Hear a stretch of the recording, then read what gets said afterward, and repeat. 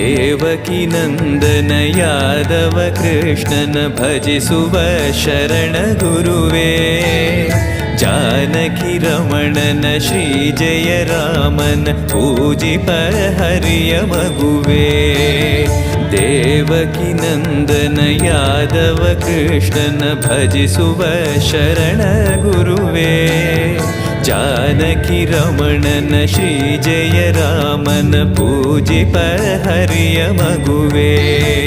ಮಾಧವನ ಮಧುಸೂದನನ ಆರಾಧಿಪ ನಿಮ್ಮ ನಯನ. ಕೇಶವನ ಹರಿಗೋವಿಂದನ ದಾಸನಾಗಿ ಜನನ.